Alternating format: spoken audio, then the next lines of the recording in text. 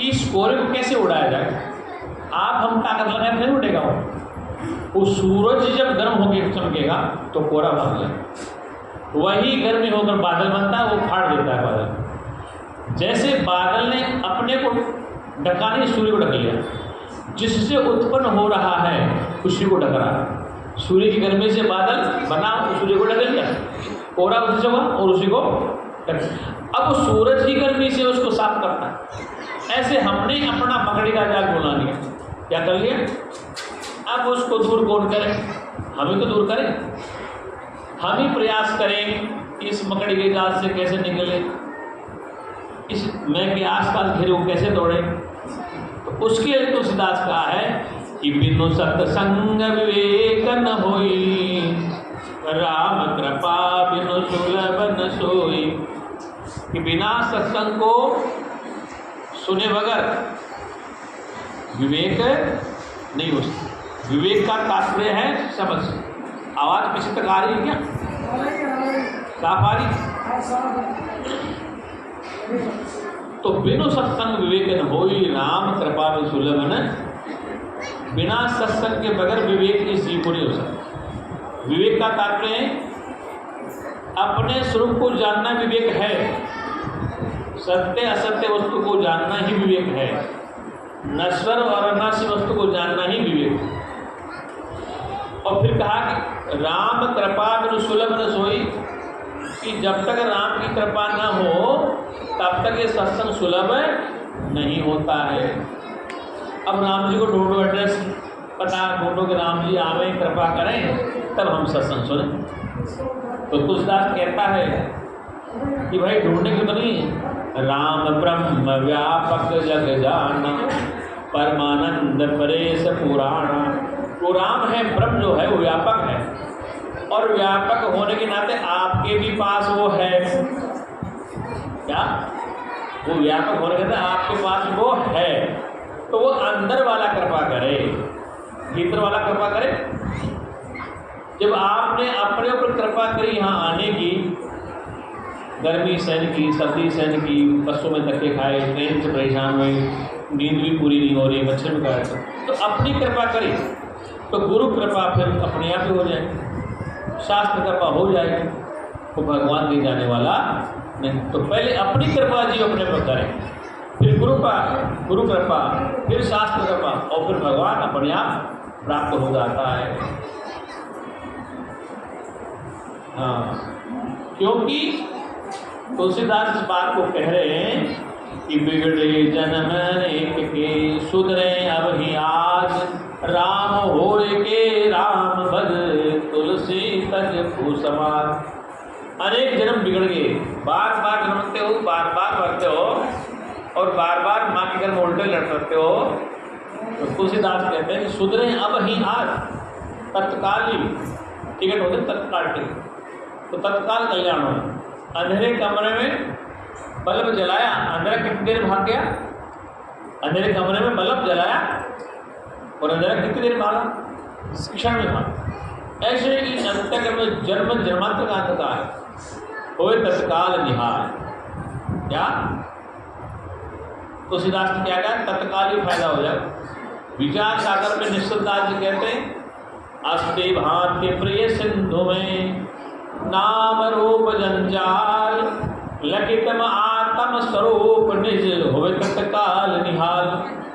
अस्ति भांति प्रिय सिंधु में, गुरु जी तो बहुत बोलते थे ना, अस्ति भांति प्रिय सिंधु में नाम रूप जंजाल, लकितम आत्म स्वरूप निज होवे तत्काल। तत्काल शब्द जो गया कि जो अस्थि, इसका अस्तित्व है, जो चेतन है और जो प्रिय। अस्थि भांति प्रिय सिंधु में नाम रूप जंजाल, ये नाम रूप का जंजाल,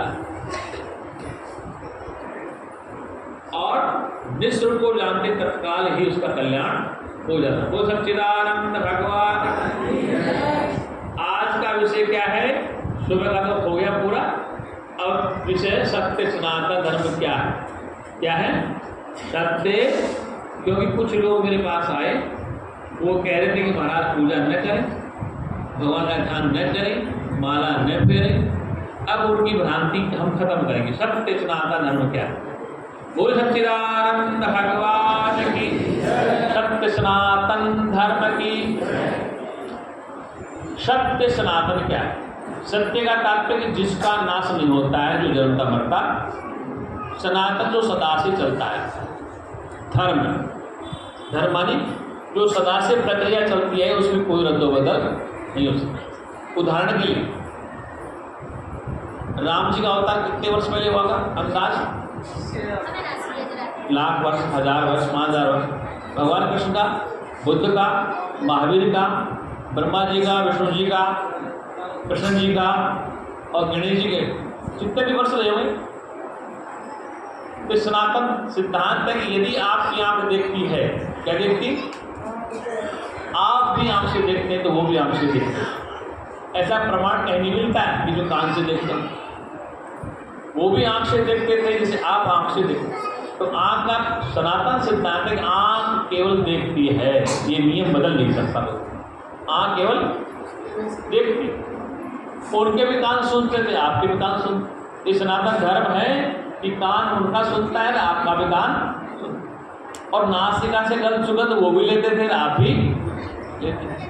तो जो प्रक्रिया आपके शरीर में कोई उनके शरीर में थी, लेकिन भ्रम क्या फैला दिया है?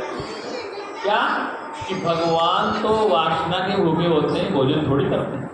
ये तो कहते हैं पुजारी, क्या कहते हैं? भगवान तो वासना के भूखे होते हैं। अरे वासना मानी विषय, विषय माने भोजन का विषय। उनके सामने थाली रख दो, भगवान के सामने भोग लग जाता है। क्या लग जाता है? भोग। एक बार ऋषि दयानंद छोटे थे बालक, क्या थे? तो किसी मंदिर में चले गए और वहाँ लड्डू चढ़े हुए थे। क्या चढ़े थे? लड्डू। तो लड्डू भगवान के सामने थाल में सजे हुए और चुए ले लेके भाग रहे। और भाग रहे तो ऋषिनाथ छोटा था, तो देखा यार भगवान जी के सामने लड्डू पड़े हैं, भगवान अपनी शिक्षा नहीं कर रहा कि लड्डू लेके चुहे भाग रहे। तो उनके दिमाग में प्रश्न आया कि यार लड्डू चूहों से बचा नहीं पा रहे हैं और मैं इनकी भक्ति करे जा रहा हूँ, कि मुझे कैसे बचाना? ये प्रश्न हो गया खड़ा, बालक हो गए दिमाग में। और आज भी वहाँ प्रेतवाद आ रहे समाज में, आज इस चीज को मानते नहीं। सनातन धर्म है जो सदा से चलता है। सुनो, ये सूरज सदा से रोशनी ही देता है, अंधेरा नहीं देता। चंद्रमा रात को उदय होता, दिन में उदय नहीं होता। मतलब रोशनी रात में पूरी आती चंद्रमा। समुद्र लबालब भरे पड़े, समुद्र में पानी होगा, पहाड़ में पानी। अगर पहाड़ में पानी है, झरना है, तो कहाँ से आया? वो समुद्र से आया। किससे आया? समुद्र से पानी आया, महापानी बादल बना और झरने पहाड़ पे बन गए, बर्फ पे ग्लेशियर बन। दूसरी बात, एक सबसे बड़ी चित्र का सनातन धर्म का नियम है, ये हमेशा संतान पैदा करने का काम मादा ही करते हैं, चाहे पशु हो, पक्षी हो, चाहे मनुष्य। ये एक सनातन सिद्धांत है। सनातन धर्म क्या है कि बच्चे पैदा करने का काम चाहे पशु हो, चाहे पक्षी हो, चाहे मनुष्य हो, माता का अधिकार। पुरुष कभी बच्चे पैदा नहीं कर सकते। मतलब गर्भ धारण करने की प्रक्रिया मादा में है, चाहे पशु रूप में है, पक्षी रूप में है या मनुष्य रूप में। ये सनातन सिद्धांत है। अब वैज्ञानिक रिसर्च कर रहे हैं, एक नया आया चैप्टर, शायद आप सब जानते होंगे कि एक व्यक्ति ने अपना पूरा सिस्टम बदल दिया, विश्व रिकॉर्ड बना लिया कि उसने प्रेग्नेंट होकर बच्चा पैदा कर दिया। प्रकृति के खिलाफ चला। क्या चला? प्रकृति के खिलाफ चला। तो प्रकृति का नियम सनातन, प्रकृति का नियम आप सब पढ़ लिखे जाते हो इस बात को, अखबार में आता है, टीवी में दिखा। तो प्रकृति के नियम के खिलाफ है, सनातन के वो खिलाफ। तो कहने का तात्पर्य सनातन का सिद्धांत है कि जो बदलता नहीं, जो सदा चलता है। ये हवा राम के युग में बहती थी, आज भी बह रही है, जिससे हम श्वास ले रहे हैं। ये ब्रह्मा विष्णु के जमाने में हवा थी, मतलब पंच तत्व उस समय भी थे। क्या काम है? ब्रह्मा जी के युग में, विष्णु के युग में, महादेव जी के युग में जो जो अवतार आए, उनके युग में भी हवा पानी थे, पृथ्वी थी, अग्नि थी और आकाश भी था। आकाश न हो तो हम कहाँ रुकते? ब्रह्मा जी कहाँ रहते? विष्णु जी कहाँ रहते? बार बार कथा में सुनते हैं कि महादेव कैलाश में चले गए। कहाँ चले गए? कैलाश में तपस्या करें महादेव। तो कैलाश के मान स्वरूप क्या है? वो भी तो पृथ्वी में, वो भी आकाश में। ऋषि मुनि पहाड़ पे जाते हैं, हिमालय जाते हैं, वो पहाड़ भी तो आकाश में। तो सनातन धर्म क्या है कि पहाड़ भी सदा से हैं, सागर भी सदा से, और हवा भी सदा से है, ये पृथ्वी भी सदा से। दूसरी बात कि किसी अवतार का शरीर हो चाहे किसी ऋषि मुनि का शरीर हो, किसी देवी का शरीर हो, किसी देवता का शरीर हो, उनका शरीर भी सनातन नियम है कि पंच तत्वों से बना है। किसे बना? उनका देह भी पंच तत्वों से ही। वो अलग चीजें कथावाचक कि नहीं भगवान शरीर वाले नहीं थे, तो आप जैसे हमारे जैसे, अरे भाई हजारों वर्ष बाद में हम भी कह देंगे कि गुरुजी आप जैसे हमारे जैसे नहीं थे। तो प्रश्न ये खड़ा होता है कि आप हमारे जैसे नहीं थे, दाढ़ी कैसी है? एक बार एक भगत मेरे पास आ गया, कबीर का चेला था, वो आजकल यही रहता है इधर, क्या नाम था, व्हाट्सएप भेजा था मुझे बार बार, तो व्हाट्सएप पढ़ता था, सुनता था कि क्या भेजता है। कभी तो वो थे ना जम्मू के संत थे, क्या नाम था, फौजी थे, जम्मू कश्मीर के संत थे, कभी संत थे, फौज में थे, प्रचार करते थे, साहिब बंदगी वाले, उनके पास चले गए। अब वो व्हाट्सएप भेजे, एक दिन यहाँ आ गए, हमारे साथ ही बैठे थे, हम भी बैठे, तो उसने व्हाट्सएप दूसरा भेजा कि कबीर को लोगों ने इतनी गालें दी, कबीर को ऐसा कहा, कबीर को ऐसा कहा। पहले में कहने तक कबीर देह में शरीर वाला नहीं था, जैसे आप हम सब थे। तो वो आ गया मेरे पास, तो मैंने पूछा ये बताओ कि जब कबीर देह वाले नहीं थे, शरीर वाले नहीं थे, तो एक टोपी किसकी दिखा रहे हो आप, दाढ़ी किसकी दिखा रहे, ये फोटो किसकी निकाल? कबीर देह में थे ही नहीं, एक टोपी दाढ़ी किसकी है? और जब कबीर देह में था ही नहीं कि खाली भाग तो कितनी गाली दे दो, कोई दर्द होगा क्या? आपके मेरे बीच में खाली भाग है तो भगवान तो यहाँ भी, इसको 1000 गाली दे दो, कोई दर्द होगा क्या? अपमान होगा क्या? नहीं होगा। इसका मतलब कबीर देह वाला था, लेकिन भक्तों ने अंधा बना दिया कि कबीर बिना शरीर का था। कबीर बिना, हम भी कहते हैं कि हमारे गुरु जी बिना शरीर के थे, लेकिन कह सकते वो सिद्ध करें, बिना शरीर के कह सकते वो सिद्ध करना पड़े। अब वो जानते तो है नहीं इस चीज़ को कि बिना शरीर के कैसे थे, शरीर वाले कैसे। इसलिए भ्रांतियों को तोड़ना बहुत जरूरी है। ये स्पष्ट कह रहा हूँ कि जो भी देवी देवता अवतार जो दुनिया में आए या आगे आएंगे, ऋषि मुनि जो भी आएंगे, वो केवल पंच तत्वों से बना पिंड होगा उनका। क्या होगा? हाँ, जो पिंड है वो ब्रह्मांड, जो ब्रह्मांड वो पिंड है, जो पिंड में है वो ब्रह्मांड में, तो ब्रह्मांड में वो पिंड में, पिंड मानी देह, ब्रह्मांड मानी इसमें जो कुछ है। इस ब्रह्मांड में आकाश, वायु, अग्नि, जल, मिट्टी है, तो पिंड में क्या है? पिंड मानी देह, इसमें क्या है? तो पिंडे सुब्रह्मांडे, ब्रह्मांडे सुपिंडे। तो ये बात क्लियर होगी। इसका मतलब जितने अवतार आए, ऋषि मनीषी आए, पैगंबर आए, कि पिंड से ही बने थे, ब्रह्मांड में जो है उसी में रहते थे। सनातन नियम है कि आप हम क्या खाते हैं? जो प्रकृति से मिलता है वो तो खाते हैं। प्रकृति से क्या मिलता है? पेड़, पौधे, अन्न, सब कुछ प्रकृति से मिलता है। सबसे विपरीत बात यह है कि जो घास खाते हैं, क्या खाते हैं? जैसे गाय भैंस घास खाती, बकरी घास खाती, ये मांस नहीं खा सकते, ये नियम सनातन का। गाय भैंस बकरी मांस नहीं खाते, लेकिन शेर, बिल्ली, कुत्ता, भालू ये मांसाहारी, ये घास खाने वालों खा जाते हैं। जो घास खाता है उसको खा जाता है। तो ये सनातन नियम है, शेर कभी घास नहीं खा सकता, चीता कभी घास नहीं खा सकता। क्या? ये घास नहीं खा सकता, ये नियम सनातन का। अब शेरा वाली बैठी है इसके ऊपर, शेर के ऊपर, फोटो दिखाना, शेरा वाली शेर पे बैठी है, इसमें बैठी। अगर आजकल पीलीभीत में शेर बोलता है, कौन सी देवी जगह लड़ने के लिए? पीलीभीत में टाइगर रेंजर बनाते ना, तो वहाँ बहुत शेर आते हैं। कितनी देवियाँ जाती लड़ने के लिए? कितनी देवियाँ आती? तो शेर की सवारी करती। क्या करती? शेर की सवारी करती। कि कितना सत्य है कि शेर की सवारी महिला कर सकती। एक कमला नाम की महिला ने सर्कस चलाती, बहुत वर्ष पहली बार। तो सर्कस में शेरों को नचाती। एक दिन शेर परेशान हो गया गोबर से, वो हैंडर मारता, तो वो एक कला दिखाती जिससे कि बहुत लोग इकट्ठा होकर पैसा देते।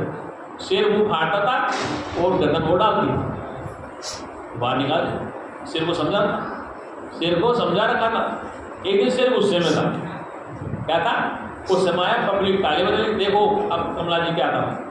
और शेर ने मुँह फाड़ा और उसने गर्दन अंदर डाल दी, फट शेर ने फोड़ दी। अब बताओ सर्कस ही खत्म होगा इसके बाद।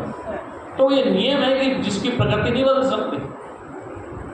शेर तो तुम कितना ही पाल लो, लेकिन जैसे वो जंगल में जाएगा थोड़े बहुत दिन तो वो ठीक रहेगा, और जैसे वो बाहर गया अपनी प्रकृति में रहेगा वो। किसी को तोते को तुम पाल लो, वो बेचारा पिंजरे में है। गुरु जी दृष्टांत दिया करते थे कि एक राजा ने एक सोने का पिंजरा बना लिया। क्या? सोने के पिंजरे में तोते को पाला, उसमें काजू बादाम छुआरे खूब खिलाए। अब आकाश में तोते उड़े, वो बड़ा तड़प रहा है, यार नवी खुली आकाश में। उन्होंने कहा देख भाई, इस सोने के पिंजरे में काजू बादाम खजूर के जो मिलते हैं, यहाँ कुछ नहीं खास। बोले यार जो तुम्हें मजा वो जिसमें नहीं आ रहा, तो तुम्हें आनंद आ रहा है उसमें आनंद, कि वो जेल में है। किसी व्यक्ति को जेल में डाल दिया जाए, काजू बादाम छुआरे खिलाया जाए, तो क्या उसको अच्छा लगेगा? उसकी अपनी स्वतंत्रता है। तो जीव स्वतंत्र रहना चाहता है, बंधन में रहना, इसलिए जीव का स्वभाव है कि स्वतंत्र रहना चाहता है। इसलिए कहने का तात्पर्य है कि सनातनों का परमात्मा यत्र तत्र सर्वत्र व्यापक है। अब आइए सिद्धांत पर, सनातनों का भगवान यत्र तत्र सर्वत्र व्यापक है। तो व्यापक होने के नाते वो किस में है? पेड़ पौधों में भी है, पशु पक्षियों में भी है, पहाड़ नदी तालाब में भी। वेद मंत्र आता है, या देवी सर्वभूतेषु शक्ति रूपेण संस्थिते नमस्तस्य नमस्तस्य नमो नमः। या देवी सर्वभूतेषु, सर्वभूत माने सभी प्राणियों में, सभी भूतों में। भूत किसे कहते हैं? भूत जिसके सींग होते हैं, पूंछ होती है, भूत नहीं होता है। भूत 5 हैं, पंचभूत है। कितने हैं? पंचभूत है, आकाश वायु अग्नि जल मिट्टी को ही पंचभूत कहते हैं। छठा भूत दुनिया को ही है ही नहीं। और इनमें बैलेंस खराब होता है तभी भूत नहीं आता। जब बैलेंस खराब हो जाता है दिमाग का, तो भूत प्रेत पिशाच आ जाते हैं। क्या करते हैं? भूत प्रेत पिशाच आ जाते हैं। फिर हनुमान जी का चालीसा पढ़ते हैं, भूत पिशाच निकट नहीं आवे। हनुमान जी का चालीसा पढ़े तो भूत पिशाच निकट नहीं आए।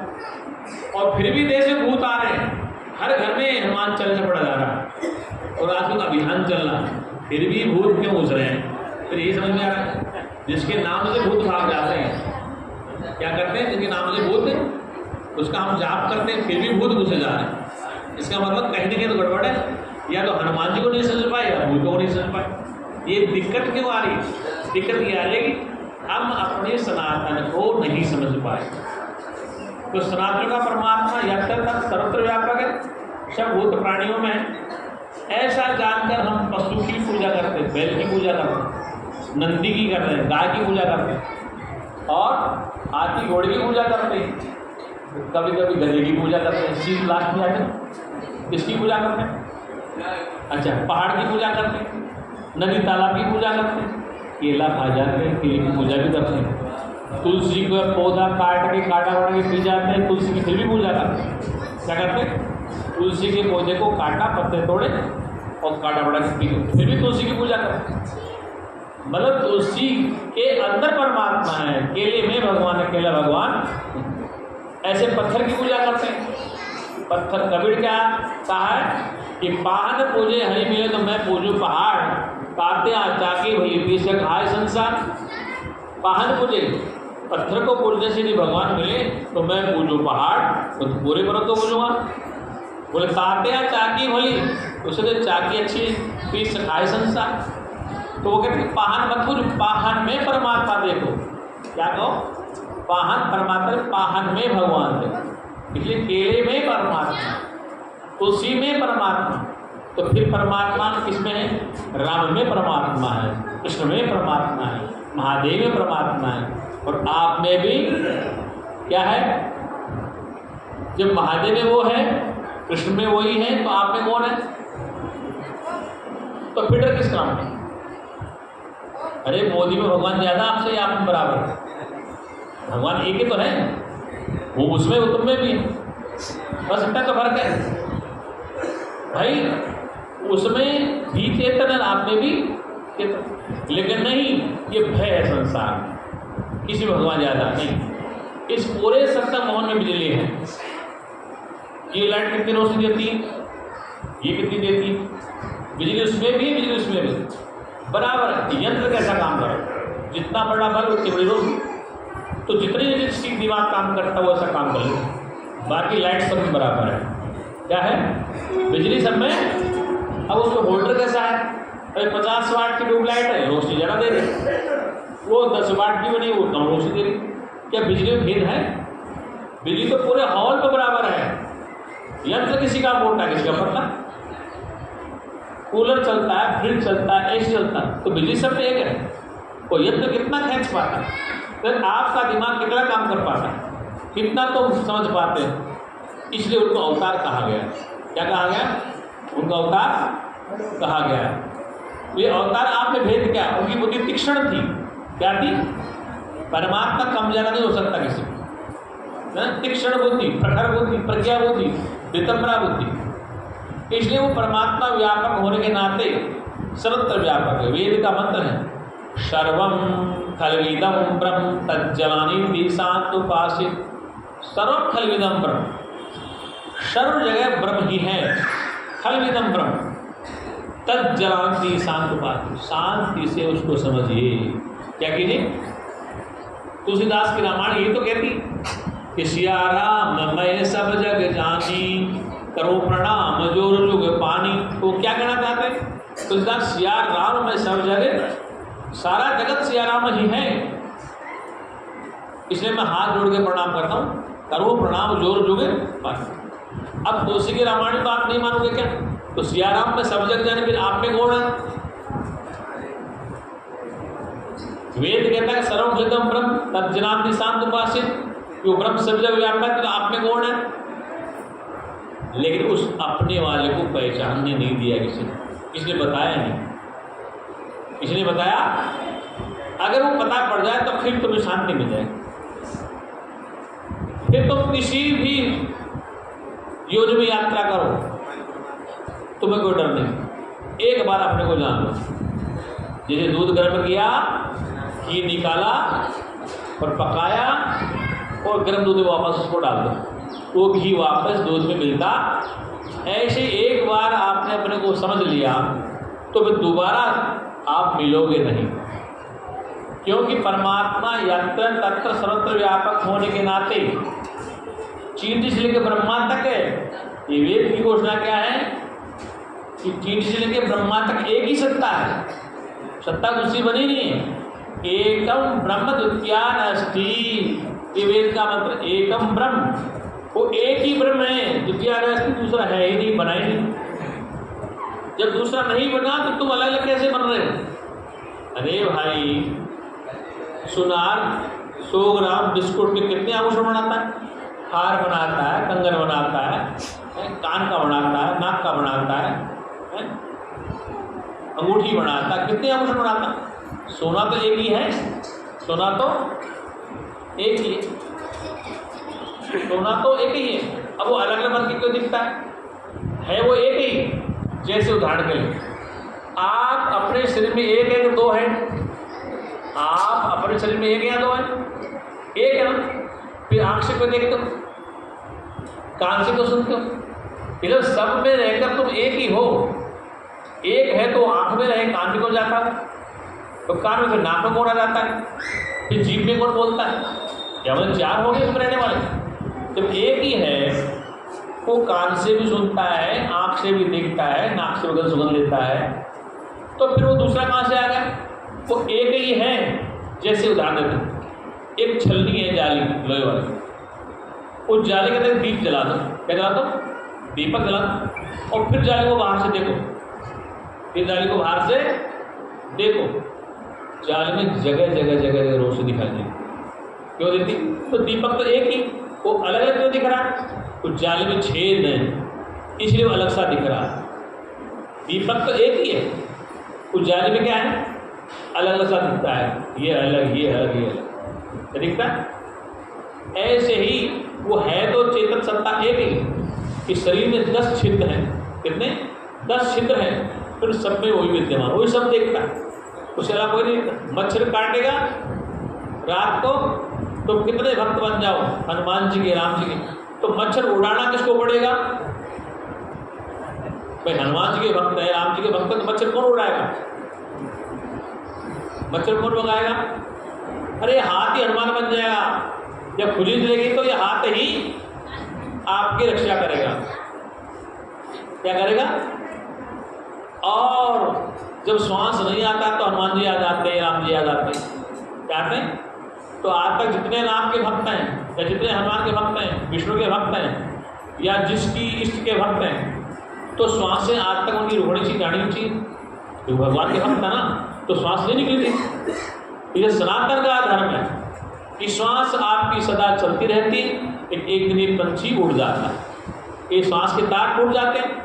तो कितनी भक्ति करो, कितनी पूजा पाठ करो, कितना ज्ञान सुन लो, तो ये भी सनातन नियम है कि एक दिन श्वास को निकलना ही पड़ेगा। क्या करना पड़ेगा? निकलना ही। कैसे निकलेगा? देखो कबीर ने कहा है कि कुंभ में जल है, जल में कुंभ, कुंभ में जल है, बाहर भीतर पानी। भीतर और बाहर एक ही है। जल में कुंभ है और कुंभ में जल है, भीतर बाहर पानी। और फूटे कुंभ जल जल ही समाये गति ले जाए। मटका फूट गया तो किस में समा गया? था कहाँ? जल में था। गंगा जी में आप नहाने जाओ, आपने पानी का लोटा ले, क्या कहते हैं? पानी का लोटे का पानी, बाल्टी का पानी, और उसी पानी को गंगा में डाल दो, फिर निकाल के दिखाओ। उसी लोटे को पानी को गंगा जी डाल दो, फिर निकाल के दिखाओ। निकल जाएगा? नहीं निकलेगा। क्यों नहीं निकलेगा? अब उसने अपना नाम खो दिया, उसने अपना नाम और रूप खो दिया, तो वो निकलेगा नहीं। ठीक इसी प्रकार से मटका जब फूटता है उसका खाली भाग कहाँ जाता है? मटका जब फूटता है तो खाली भाग कहाँ जाता है? खाली भाग अंदर है मटके में, वो फूट गया मटका, तो खाली भाग कहाँ गया? चारों तरफ क्या था? खाली भाग ही था। क्या था? भीतर बाहर खाली भाग था। तो मटका फूटा तो खाली भाग में दीवारें खत्म हो गई। अब लोग क्या कहते हैं कि इसकी कुछ वासनाएं होंगी, मटके शरीर के मटका में कुछ वासनाएं हैं। गुरु जी कहा करते थे, अगर रह गई कुछ वासनाएं, अगर रह गई कुछ वासनाएं, उनके लिए तुम्हें आना ही होगा। ए जग से जाने वाले, इतना समझ लो, एक दिन तुम्हें जाना ही। अब क्यों कहा गया? इसलिए कहा गया है कि तुम्हारी चित्तवृत्ति ठीक रहे। क्या रहे? चित्तवृत्ति। इसे संत कहते हैं अंतमति सो गति। अंतमति, जब प्राण चल रहा हो तो आपकी मति क्या कर रही है? आपका विषय कहाँ जा रहा है? इंद्रिय क्या कर रही है? मन कहाँ जा रहा है? बुद्धि कहाँ जा रही है? मन क्या सोच रहा है? चित्त क्या सोच रहा है? जब बुजुर्ग आदमी होता है, बीमार हो जाता है, तो वैसी वैसी बातें करता है। क्या करता है? किसी बात की जिद कर ले, बार बार बोलता जाए। इसका मतलब कि अब इसका मस्तिष्क कंट्रोल से बाहर हो गया। वो वैसी वैसी बातें करेगा, बार बार ये खाऊंगा, बार बार ये करूँगा, उसको मिला, वो बेचैनी होती। क्या होती? अब समझो अंतमति से होती। अगर अंत में मति आपकी पुत्र में है, बहू में है, तो शास्त्र कहता है कि उस मति के अनुसार तुम जीव धारण कर लोगे। क्या कहता है? उस शरीर को धारण कर लोगे। अब ब्रह्म ज्ञान कहता है कि अरे भैया मुझे शरीर नहीं धारण करना। तत्व ज्ञान क्या कहता है? मुझे शरीर नहीं धारण करना, मैं तो इसी शरीर में बोल दूँ।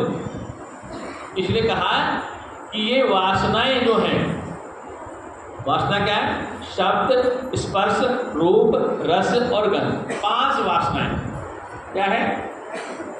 वासना कितनी? 5। अरे खाने के लिए वासना कि लड्डू खाने की इच्छा करे, ठंडा पानी पीने की इच्छा करे, अच्छे पेट में दुख देखने की इच्छा करे, तो ये भी तो वासना ही है। मतलब स्त्री पुरुष का संबंधी वासना नहीं है। वासना अनेक प्रकार की, 5 प्रकार की वासना। आंखों से सुंदर पेड़ को देखना, हिमालय को देखना, झरने को देखना, झरना भी सुंदर लगता है, कितना सुंदर झरना बह रहा, कितने सुंदर फूल, तो वो भी वासना है। इसलिए आप अंतिम समय में वासना को ठीक रखने के क्या क्या संतों ने एक उपाय बताया कि अंत में तुम भगवान का नाम जपते रहे। क्या कहते हैं ना? अंत में भगवान का नाम, कि जिसने कभी ब्रह्म ज्ञान सुनाई नहीं, जिसको तब तो वो तो हुआ ही नहीं, लेकिन अजामिल जैसे खुरापात के लिए भगवान ने कहा है कि नारायण नारायण जपते रहना, इसलिए तुम्हारी चित्तवृत्ति ठीक रहे। गोकर्ण जैसे लोगों के लिए नहीं कहा, धुंधकारी के लिए कहा, धुंधकारी के लिए कहा गया है कि धुंधकारी ठीक ठाक नहीं था, इसलिए उसको कथा सुनानी पड़ी। ऐसे अजामिल, सजन कसाई, गणिका, जितने लोग थे ये ठीक ठाक नहीं थे, इसलिए महापुरुषों ने इसको रास्ता बताया कि कुछ बदल जाए। क्या हो जाए? लेकिन हमारे गुरुदेव कहते थे कि तुम जो कुछ करो, कर रहे हो, तुम्हारे कर्म से मुझे कोई लेन देन नहीं। डॉक्टर किसी के कर्म से कोई लेन देन, उसको दवा देके मरीज को ठीक करना। क्या करना? तो गुरुदेव कहा कि जो तुम व्यापार करते हो, दुकान चलाते हो, खेती बाड़ी करते हो, क्या करते हो, कर्म से कोई लेन देन, लेकिन तुम मेरी बात सुन लो। क्या कर लो? तो मेरी बात समझ लो, सुन लो, और सुनने के बाद बोल लो। और तुम चाहे कितने सदावान हो, सच्चरित्रवान हो, रोजाना पूजा पाठ करते हो, लेकिन यदि परमात्मा को नहीं जाना तो पूजा पाठ भी तुम्हारा कल्याण करने वाली नहीं है। क्यों नहीं है? क्योंकि आपने सत्य को अभी समझा ही नहीं है। पूजा पाठ को सत्य माना है, मंत्र को सत्य माना है, माला जाप को सत्य माना है, मूर्ति को सत्य माना, लेकिन अपने को कभी सत्य स्वीकार नहीं किया है। ऐसा पूजा पाठ भी तुम्हारा कल्याण नहीं कर सकता। कुछ समय के लिए आप शांत हो सकते हैं, मन की वृत्तियां रोक सकते हैं, लेकिन जब तक अपने को नहीं जानो तो फायदा क्या है? इसलिए अपने को जानना बहुत जरूरी है। अपने को जानना, अरे विवाह होता है, पंडित जी मंत्र पढ़ने, शादियों का खर्चा होता है, सब कुछ होता है। पति पत्नी को न जाने और पत्नी पति को न जाने तो शादी का महत्व क्या हो? कोई महत्व होता है? भाई पत्नी पत्नी से परिचित न गए, पति पत्नी को न जाने, शादी का महत्व क्या रहा? तो है जीव जब भगवान को न समझे, भगवान जीव को न समझे, तो जीवन का महत्व क्या है? पति पत्नी को ठीक न समझे, पति पत्नी को ठीक न समझ पाए तो शादी कोई औचित्य नहीं। ऐसे ही जीव ब्रह्म को ईश्वर को न समझे, जीव ब्रह्म को ईश्वर को न समझे तो उसके जीवन का कोई औचित्य नहीं। इसलिए उसको समझना ही पड़ेगा। क्या करना पड़ेगा? उसको समझना ही पड़ेगा।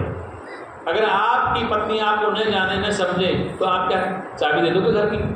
मालकिन कैसे बनाओगे? जब उसकी श्रद्धा है, समर्पण है, तभी तो चाबी दी आपने घर की। ये दे दोगे? क्यों दोगे? क्योंकि वो आपके प्रति समर्पित है, आप उसके प्रति समर्पित है। तो दोनों में श्रद्धा, विश्वास, निष्ठा है, तो उसको आपने घर की चाबी, वरना चाबी कैसे मिल जाएगी? ठीक इसी प्रकार से जीव और ईश्वर में यही भेद है कि जीव पूर्ण प्रयास से, पूरे प्रयास से ईश्वर को समझ जाए, ईश्वर में श्रद्धा निष्ठा हो जाए, और ईश्वर तो उनसे फिर अलग नहीं है, ये निष्ठा पक्की बन जाए, तो फिर संसार में तुम मौज लोगे। क्या करोगे? मौज लोगे। इस संसार में शुभ कर्म करते करते भी अशुभ कर्म हो जाते हैं। अरे भाई आप भंडारा कर रहे हैं, संतों को भोजन करा रहे हैं, यात्री भोजन कर रहे हैं, क्या सभी भंडारे संतुष्ट हो जाते हैं? भाई आप 300-400 लोग, 200 लोग जो भी यहाँ हैं, रोजाना भंडारा होता है, रोजाना चाय नाश्ता होता है, सबकी कंप्लेन अपनी अपनी है, सबकी अपनी कंप्लेन है। क्या? नमक ज़्यादा है, चीनी ज़्यादा है, चटपटा ज़्यादा है, कच्चा रह गया, खट्टा रह गया, रोटी कच्ची हो गई। और ये यज्ञ चल रहा है, ज्ञान यज्ञ चल रहा है, क्या चल रहा है? उसमें लंगर भी चल रहा है, लेकिन लंगर सबके पसंद का नहीं बन सकता। ये बन सकता है? घर में तुम्हारे दुकानें खुल गई आजकल, बेटा कुछ खाता है, बहू कुछ खाती, पोता कुछ खाता, तो होटल हो गए।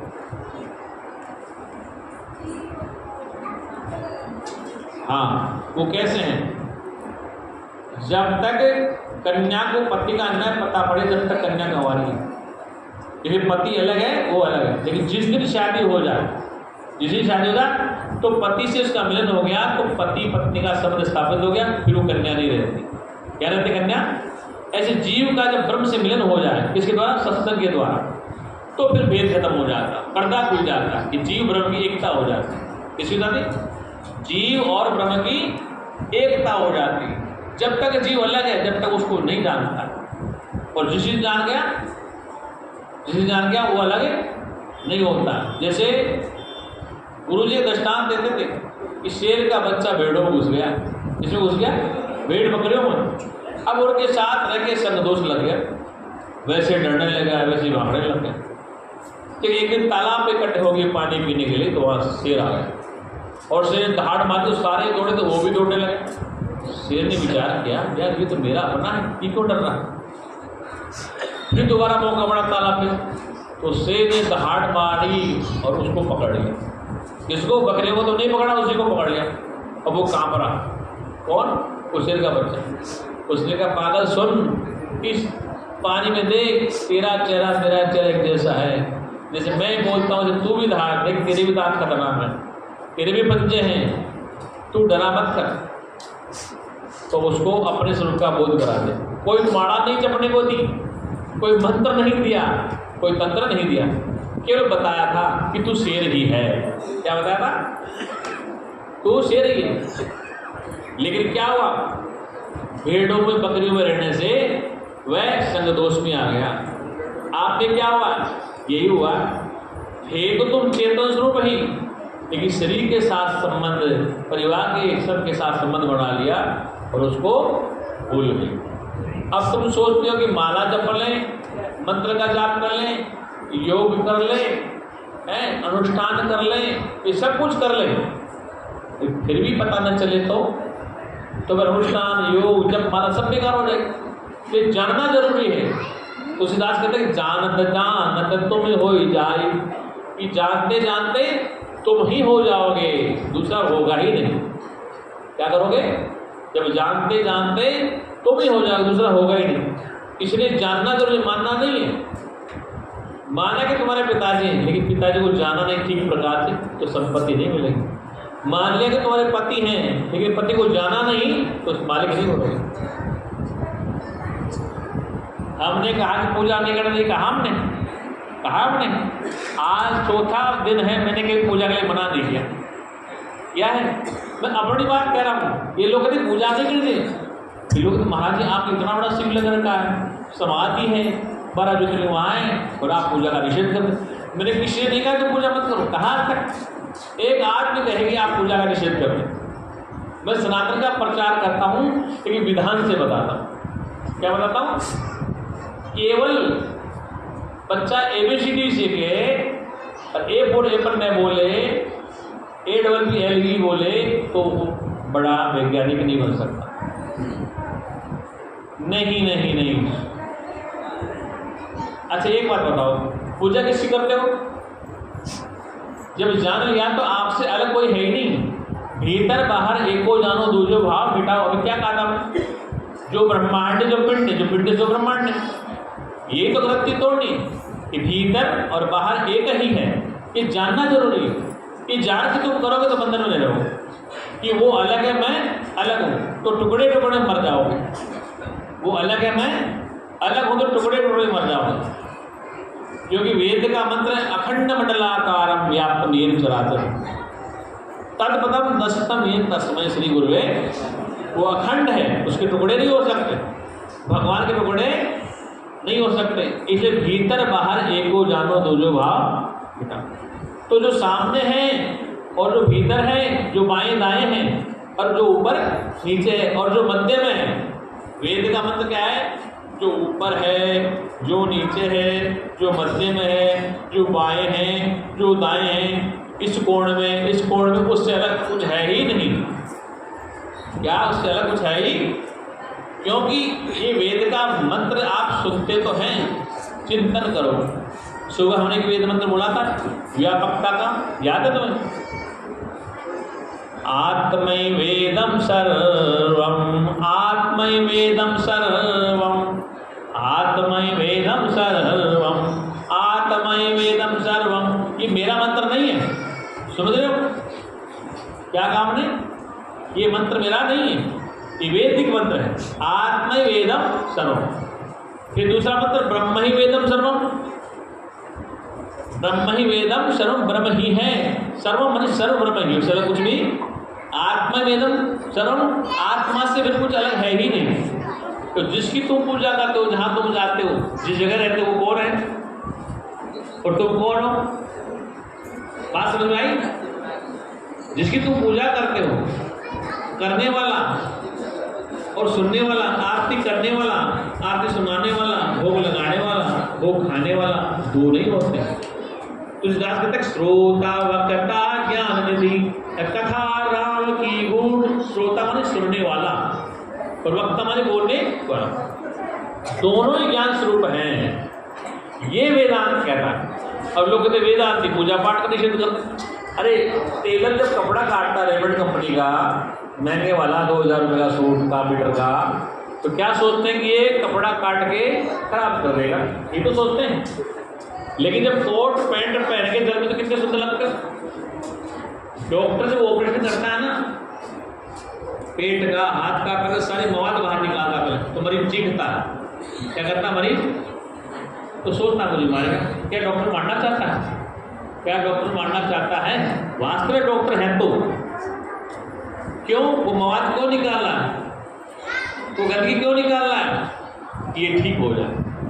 इसे ब्रह्मज्ञानी पहले मवाद बाहर निकालता है, चीर फाड़ करता है, तो लोग चिल्लाते ही क्या हो रहा है, और जब ठीक हो जाए तो रोग खत्म हो गया।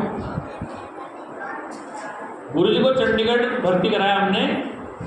एक व्यक्ति था सामने की सीट में बेचारा, उसके पेट में मवाद था। क्या कहता था शायद मना, आपको याद हो? उसके मवाद में जब डॉक्टर आ रहा वो गाली दे रहा, डॉक्टर को गाली देता था। अरे था वो डॉक्टर में हंसता था, मजबूरी क्यों? फिर वो ग्लव्स पहनता था, पेट में मवाद निकालता था इंजेक्शन, तो वो रोता था। जो ठीक हो गया तो डॉक्टर ने धन्यवाद किया, मैंने आपको बहुत गालियाँ दी, कहते आपको बहुत गालियाँ दी, लेकिन आप अगर ना होते तो मैं बच भी। ऐसे ब्रह्मज्ञानी को गालियाँ बहुत देते लोग, गुरु जी को बहुत देते। जो ब्रह्मज्ञानी उसको गाली मिली क्यों मिलेगी? कि हजारों वर्ष की परंपरा जो चलती आ रही है उसको वो एकदम से तोड़ना चाहता। क्या करना चाहता? एकदम से उसका राड काटना चाहता, क्योंकि हजारों वर्ष से हम ये सत्य मानते हैं, हजारों वर्ष हम ये सत्य मानते हैं कि हम तो दास और गुलाम हैं, हम तो दास और गुलाम, हम सेवक हैं, हम तो क्या नाम वो कहते हैं अधोगति वाले हैं, दीनहीन हैं, हम तो गरीब अबला हैं। अरे भैया वेद की बात तो सुन लो। वेद कहता है ये बातें छोड़ो, जागो उठो, तम सो माँ ज्योतिर्गमय नानमतम। उठ जाओ, अपने ज्योतिष का बोध करो, नानमतम, फिर तुम मरोगे नहीं, अमर होगा। ब्रह्मज्ञान से फायदा क्या है? ब्रह्मज्ञान से फायदा यह है कि तुम जो मर रहे हो ना, क्षण क्षण पल पल मर रहे हो, तो मरने का जो भय है वो समाप्त हो जाएगा। जब तुम अपने, अरे जब जेल में रह के महात्मा विनोबा भावे और भगत सिंह गीता पढ़ते हैं, और आज भी लोग जब जेल जाते हैं गीता ही पढ़ते हैं। कोई नेता हो चाहे बदमाश हो, गीता क्यों पढ़ता है? श्रीमद् भगवद गीता क्यों पढ़ता है? तो गीता पढ़ने से आत्मबल आता है। क्या आता है? इसलिए ब्रह्म ज्ञान तुम्हें आत्मबल देता है, फिर तुम्हें कष्ट नहीं होता। इसलिए हम अपने को दीनहीन, गरीब, दास, गुलाम मानते हैं, यही दुख का कारण। प्राचीन काल में देखो, आज भी परंपराएं हमारे सनातन धर्म में क्या है, अब दूसरे की बात में अपनी करते हैं। गाय, बकरी, भैंस, ऊँट इत्यादि जो हैं ये बोलते तो नहीं बेचारे। हमारे भी यहाँ बलि पड़ता है, सनातनियों में भी देवी के मंदिर में बलि होती है ना? नहीं होती? पहाड़ पे जाके देखो देवी बलि इसकी होती, देवी की नहीं बलि होती, पशु की बलि होती। जो बोल नहीं सकता, जो बोल नहीं सकता अपनी पीड़ा नहीं कह सकता। भगवान बुद्ध के ज़माने में जब पंडितों ने कहा कि तुम्हें बलि देनी पड़ेगी, क्या देनी पड़ेगी? बलि। तो रस्से से एक भैंसा ले पूजा पड़े, तो इस पर तुम तलवार चलाओ। तो बुद्ध तो आध्यात्मिक चिंतन वाला आदमी था, उसने क्या कि अच्छा इस बेचारा बोलता जानता नहीं, अपने मन में जाके बोल रहा ही नहीं है, कुछ शिकायत नहीं कर रहा, और ये मुझे इसको काटने के लिए आदेश दे दिया। तो बुद्ध ने बुद्ध ने क्या मालूम, भैंसे को नहीं काट के भैंसे का रस्सा ही काट दिया। क्या कर दिया? जिस रस्से से भैंसा बना था उसी को तलवार से काट दिया, और भैंसे को आजाद करते सारी पूजा। ये क्या कर दिया आप? ये धर्म के खिलाफ है। हाँ, धर्म के खिलाफ। इस जीव की गलती क्या है, इसकी पीड़ा क्या है कि इसे क्यों कटवाया जा रहा है? तो ये परंपरा हमारे भी आज भी है, तो दूसरे संप्रदाय में नहीं, हमारे भी है। आज भी पहाड़ों में देख लो, नवरात्रा में देख लो, दुर्गा में देख लो। ये क्या है कि हम ये जो प्रथा चलाते आए ये मूक बधिरों के। और सुनो, आदिकाल में तो मानव की बलि होती थी। किसकी होती थी? मानव की बलि होती थी। ऐसा पाखंड था कि इस मानव की बलि से महल बन जाए, काट दो है। तो ये बलि प्रथा है, ये अंधविश्वास है। क्या है? किसी के काटने से तुम्हारा कल्याण नहीं हो सकता। हाँ, युद्ध की बात अलग है, जब कोई दुश्मन आ जाए काटने के लिए तो बात अलग है। कि निर्दोष पशु पक्षियों को तुम बलि चढ़ाए जाए तो ये संत मत नहीं है, संत मत की बातें नहीं है। हाँ, अगर तुम्हें कोई टॉर्चर कर रहा है, सीमा पे कोई आ गया है, घर पे अटक गए, तो फिर तुम्हारे पास सारे रास्ते खोले, फिर तुम्हें शास्त्र छुट्टी देता है अपनी आत्मरक्षा के लिए। बोल सच्चिदानंद भगवान। लेकिन जो मूक बधिर गूंगे बहरे पशु पक्षी हैं, क्या है कि मैं संत वाणी से कहता हूँ कि गूंगे बहरे पशु पक्षी हैं, चाहे वो इस्लाम वाले हों चाहे ये वाले हों, उनको नहीं काटना। आज तो सरकार बड़ी बैन लगा इस बात पर, आपको सबको पता है। क्योंकि उनको काटने से क्या मिलने वाला है? कोई भगवान मिलने वाला है? अगर वो भगवान काटने से मिलता है तो भगवान मैं उसको कहूँगा ही नहीं। अगर किसी की बलि खा के भगवान बनता है तो भगवान नहीं है, वो तो क्या है, भगवान हो नहीं सकता। इसलिए बलि प्रथा कहाँ थी? अंधविश्वास। बोले सच्चिदानंद भगवान। सनातन धर्म वालों का परमात्मा यत्र तत्र सर्वत्र व्यापक है, और व्यापक होने के नाते हम केले की पूजा करते हैं, केले को खा भी जाते हैं, तो क्या भगवान खा गए? हम तुलसी की पूजा करते हैं, सर्दी में लाल चुन्नी उठाएंगे बच्चे और कांटा पीटते जाते हैं, तोड़ तोड़ के पत्ते दवाई में खा जाते हैं। पेड़ पौधों की पूजा करते हैं, आम की पूजा करते हैं, पीपल की पूजा करते हैं, बरगद की, सबकी पूजा करते हैं, और सबको जला के खाक कर देते हैं। नहीं जलाते। आम की लकड़ी हवन में जलाते हैं, बरगद की लकड़ी जलाते हैं, पीपल की जलाते हैं, और पूजा सब करते हैं। तो सनातन का सूक्ष्म सिद्धांत वैज्ञानिक कि प्रकृति में पेड़ पौधे में हमारा परमात्मा है। कि जब पेड़ पौधे की पूजा क्यों करते हैं? क्योंकि हमारा सनातनों का परमात्मा व्यापक होने के नाते उस पौधे की, उस पेड़ की पूजा ये जानते रहो तो ठीक है। और तुम ये सोचो कि तुलसी की पूजा करने से मुझे डिग्री मिल जाएगी, ये नहीं हो सकता। तुम ये सोचो कि पीपल की पूजा करने से सब कुछ हो जाएगी, ऐसा नहीं हो सकता। ये वैज्ञानिक सिद्धांत है कि पीपल में, तुलसी में तुम्हारा परमात्मा व्यापक है। इसलिए हम पूजा किसी करते हैं? अपने परमात्मा करते हैं, हम अपनी ही पूजा करते हैं, दूसरे की नहीं करते। ये माता मैंने समझ ली इस बात को? नहीं समझ रही। तुलसी की पूजा, केले की पूजा, बरगद की पूजा, पीपल की पूजा, आम की पूजा, गाय की पूजा, नंदी की पूजा, कुत्ते बिल्ली की पूजा करते हैं, गधे की एक बार साल में पूजा करते हैं। कौन सी? वो शीतलाष्टमी आती है, शीतला माता, उसकी सवारी। तो कहने का तात्पर्य क्या सिद्धांत है? ये वैज्ञानिक सूक्ष्म सिद्धांत है। हम सारे पेड़ पौधों में, सारे पशु पक्षियों में, सारे तालाबों में, सारी नदियों में, सारे पहाड़ों में एक ही को देखते हैं। किसको देखते हैं? एक सच्चिदानंद को देखते हैं। इसलिए हम सनातनी हैं। क्या है? इस सनातनियों का परमात्मा एक जगह नहीं होता, सर्वत्र व्यापक है। वो पहाड़ में ढूंढता है, मंदिर में देखता है, सब जगह एक चीज देता। ऐसा जानकर तुम करते हो, ऐसा जानकर तुम पूजा पाठ करते हो, तो फिर कोई बंधन नहीं है। वो सच्चिदानंद भगवान। ये सनातन का सिद्धांत है। समझ में आ रही बात? क्यों आपको बात समझ में आ रही? फिर तुम राम की पूजा कर सकते हो, लेकिन गुरु जी कहा करते थे अगर तुम्हारे गधे में राम नजर नहीं आता तो वो राम राम नहीं हो सकता। राम तभी राम है जब गधे में राम दिखाई दे। क्या? कुत्ते बिल्ली में राम दिखाई दे। संतों ने तो यहाँ तक कि जब रोटी बना लेके नाम दे तो कुत्ता लेके भाग ही नहीं। तो नाम दे कुत्ता रोटी ले गया, तो बोले महाराज थोड़ा घी लगा लो, सूखी को लेके जा रहे हैं, क्योंकि तेरी स्वान की शक्ल है, मेरी इंसान की शक्ल, दोनों में एक तो है। इसलिए वो बहुत कुछ कोटने का विचार। इसलिए हम राम की पूजा इसलिए करते हैं, कृष्ण की पूजा इसलिए करते हैं, दुर्गा काली की पूजा इसलिए करते हैं, और माता पिता की पूजा क्यों करते हैं, गुरुओं की पूजा क्यों करते हैं? इसलिए करते हैं कि हमारा परमात्मा उन सब में विद्यमान। ये जान लो तो फिर कोई दिक्कत नहीं, और अनजाने में तो घंटी हिलाए जाओ, पूजा करके कुछ नहीं पता चलता। अंधेरे में तलवार चलाना, अंधेरे में तलवार चलाना, अपना ही सिर काटना। जान करके, समझ करके, होश में गाड़ी चलाओ तो एक्सीडेंट नहीं होता। तो शराब पे गाड़ी चलाओ तो एक्सीडेंट होगा ही। अज्ञानता में तुम पूजा पाठ कर रहे हो, उसका कोई फल नहीं मिलने वाला है, कोई फल मिलने वाला। जान के तुम काम करोगे तो फिर तुम्हें चैन मिल जाएगा। लेकिन अज्ञानता में करते हो, तांत्रिकों के चक्कर में फंसते हो, भूत प्रेत के चक्कर में फंसते हो, कुछ होने वाला नहीं है, कतई कुछ नहीं होने वाला। क्योंकि आप निष्ठा में आत्मबल है, आप आत्मबल में निष्ठा पक्की है। क्योंकि शनि भगवान उसी का नुकसान करता है तो शनि को परमात्मा से अलग मानता है। क्या करते हैं? शनि भगवान नुकसान उसे, शनि किसका पूरा करेगा? क्योंकि परमात्मा व्याप्त होने के नाते ज्ञानी उसमें अपने में एक ही देखता है, तो शनि भगवान ज्ञानी का बुरा नहीं कर सकता। तो ज्ञानी मोहे अति प्यारा, ये राम की वाणी, ज्ञानी मोहे अति प्यारा, ज्ञानी मुझे अति प्रिय है।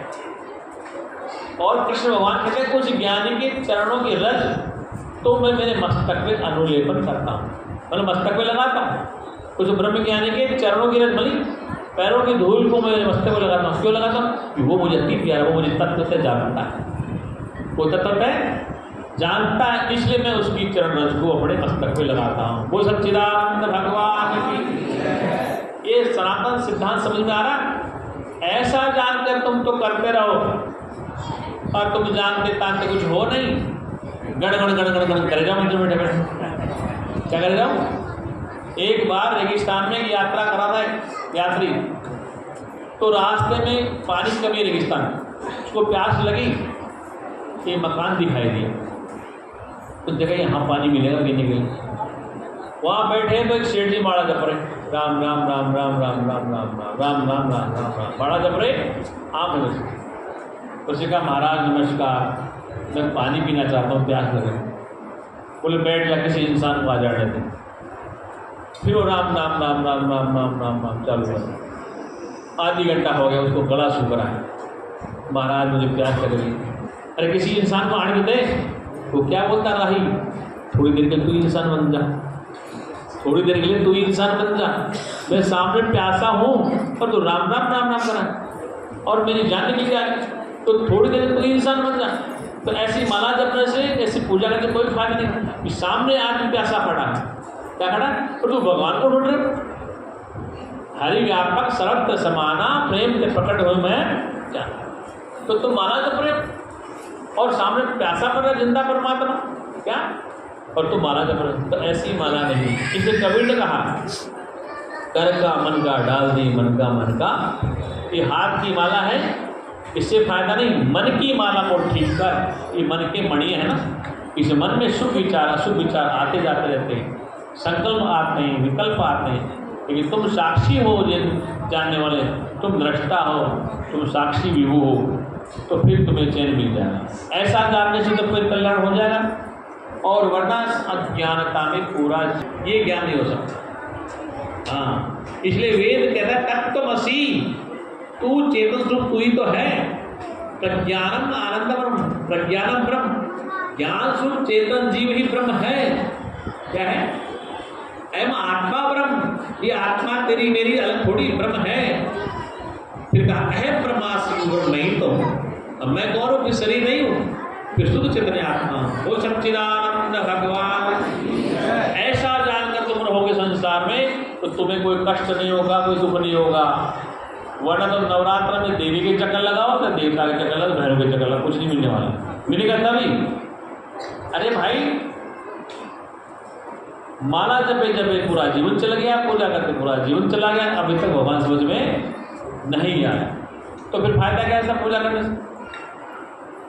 बात यह है कि वो समझ में तो आना चाहिए कि माला क्यों जप रहे हैं, पूजा क्यों कर रहे हैं, हनुमान चालीसा क्यों पढ़ रहे हैं, इसके पीछे राज तो है।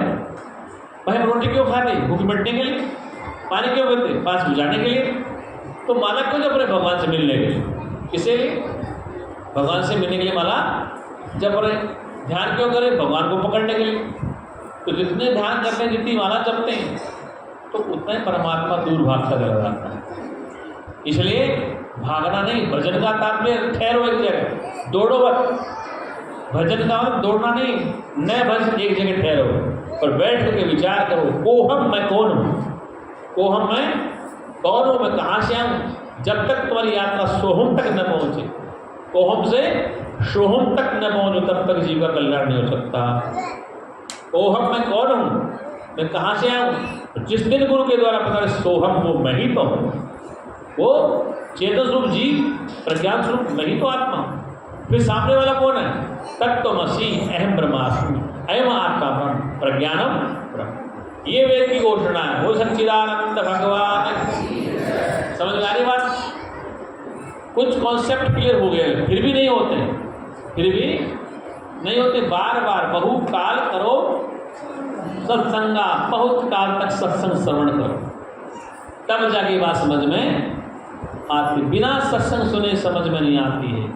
इसलिए अगर किसी को बुरा लग रहा हो मेरी बात का तो अच्छी बात है, क्योंकि मास्टर वही होता है जो डंडा मारता है, ठीक कर देते बात। और मीठा मीठा बोलने वाला, कल्याण करने वाला कड़ी दवा इलाज करती है, और मीठी दवा इलाज बच्चों को मीठी दवा दी जाती है, समझदार को कड़ी दवा दी जाती है।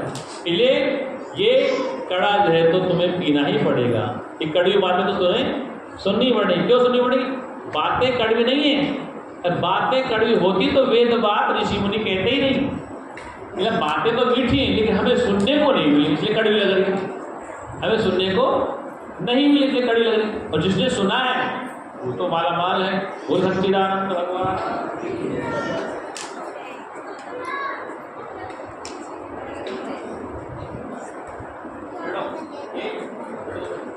आप बैठिए, बीच में डिस्टर्ब करो। तो क्या कहा हमने कि बातें तो सुनी नहीं, जिसे सुनी है उसको चैन मिल जाता है, और जिसे नहीं सुनी तो उसको चैन। इसलिए ब्रह्म विद्या अंधकार को दूर भगाती है। ये रोशनी हो रही ना, अंधेरा भाग रहा ना, अगर लाइट बंद हो जाए तो हम अंधेरे में नहीं। ऐसे ब्रह्म ज्ञान अंधेरा भगाता है, अज्ञान को दूर करता है, ज्ञान में आरूढ़ करता है, और अंधविश्वास अंधेरा ज़्यादा फैलाता है। क्या करता है? उसको रात दिन नींद नहीं आती। क्या नहीं आती? जैसा चिंतन करता करता वैसा ही उसका मन होता है, वैसे ही विचार आते हैं, वैसे सपने दिखाई देते हैं। क्या देते हैं? वैसे ही स्वप्न दिखाई देते हैं। जैसा चिंतन करोगे, जैसे विचार लाओगे, वैसे तुम्हें स्वप्न दिखाई देगा, और वैसे प्रकृति तुम्हारा साथ देगी, चली जाए। ये विचार शतगुणी रखो, रजगुणी रखो, तमोगुणी रखो, लेकिन विचारों को तुम जानते रहो। विचार कभी स्थिर नहीं होते हैं। क्या माला तुम जप रहे हो, राम राम रट रहे हो, मन कहाँ जा रहा है? राम राम जप रहे हो, माला जप रहे हो, हनुमान चालीसा पढ़ रहे हो, सुंदरकांड पढ़ रहे हो, रामायण का खंड पाठ कर रहे हो, गीता जी पढ़ रहे हो, मन कहाँ जा रहा है? तो ये तो सुमरण नहीं है। मन कहाँ दौड़ रहा है? कभी ने समाधान बताया, ये मन जाए जहाँ तक निर्भय समता से ठहरावे, संतोष सो सतगुरु भावे जो आवागमन।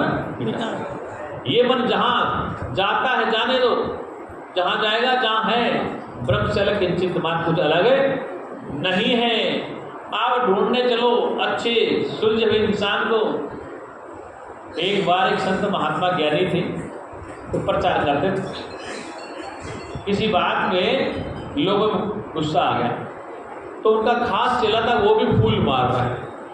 तो बोले तुमसे तो उम्मीद नहीं थी, बात तुमसे तो उम्मीद नहीं थी। इसलिए सत्य बात को सुनना चाहिए। बिना सुने बगैर चैन और शांति प्राप्त नहीं हो सकते। इसलिए सनातन का सिद्धांत समझ में आया। ये सनातन टीवी में जो चिल्लाते हैं ना, अब मुझे 20 मिनट दे दे सिर्फ, अभी तो सनातन और गहरा है, और जिस दिन बोलूँगा तो मुझे राष्ट्रीय चलित मौका मिलेगा। क्यों देते नहीं? सनातन रट लगाए बैठे, सनातन ये है, सनातन संस्थापक नहीं।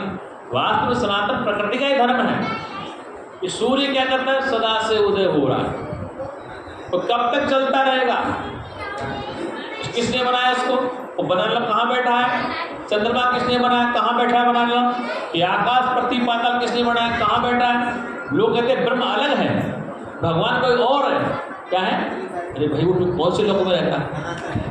जितने लोग तो वैज्ञानिक ढूंढ रहे हैं, मंगल ग्रह को ढूंढ लिया, चांद को ढूंढ लिया, और ग्रह देखे जा रहे, अभी तो भगवान मिला नहीं, और वो इंसान उठता जा रहा भगवान को। ये नर ही नारायण है, नर ही नारायण। इतने लोग लोकांतर हैं, उनमें खोज कौन कर रहा है? आज मंगल ग्रह में आदमी गया, चांद पे चला गया, और अंतरिक्ष में शटल घूम रहे हैं। कुछ जमाने थे, विमाने थे, ऐसे अंतरिक्ष शटल है अंतरिक्ष, उसमें कि वो क्या कर रहे हैं? परिक्रमा कर रहे पृथ्वी की बार बार। वैज्ञानिक 6 आकाश में रह रहे हैं, ढूंढ रहे हैं भगवान मिल जाए। ये वो कौन है? वो भगवान तुमसे हमसे अलग नहीं है। 6-6 महीने तक वैज्ञानिक ऊपर रहते हैं, भारत के वैज्ञानिक, बाहर के वैज्ञानिक 35 में घूम रहे हैं, जहाँ तक हनुमान जी नहीं पहुँच पाए, आज तक राम जी भी नहीं पहुँच पाए, ऐसे अंतरिक्ष यात्रा कर रहे हैं। तो कौन है ये? इंसान के रूप में नारायण है। किसके रूप में? इस इंसान के रूप में नारायण है, नारायण के बाहर भीतर नहीं। वो सच्चिदानंद भगवान हर उलझन सुलझाती गुरु ने, हर उलझन सुलझाती,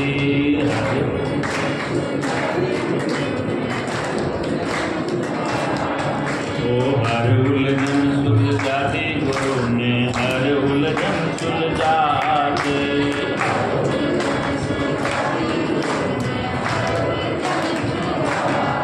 मेरी बिगड़ी बात बनाती गुरु ने,